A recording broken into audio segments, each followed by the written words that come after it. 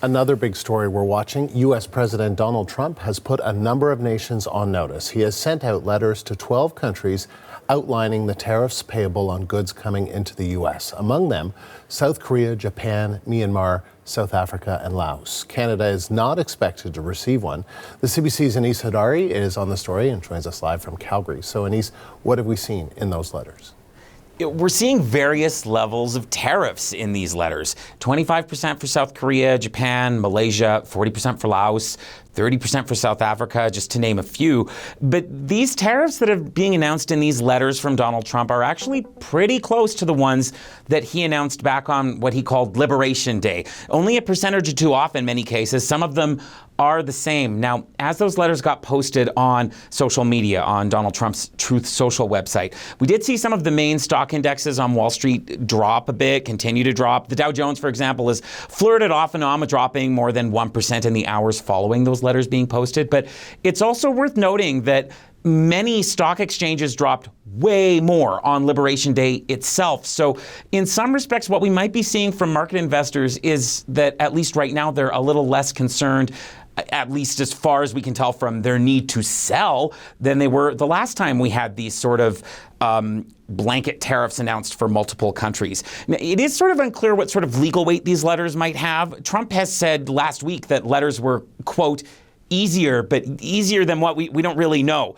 Here's what we heard from the White House today.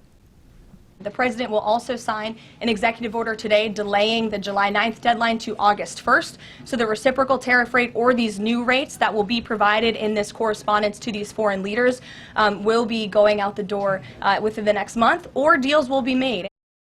So as far as deal making goes, first of all, that delay that you heard referred to there from July to August, that was referring to the original deadline for Liberation Day tariffs to take effect. So they've been delayed. And as far as deal making goes, since that time, the White House has come to a trade agreement with the United Kingdom. It kept some tariffs at 10% for the UK.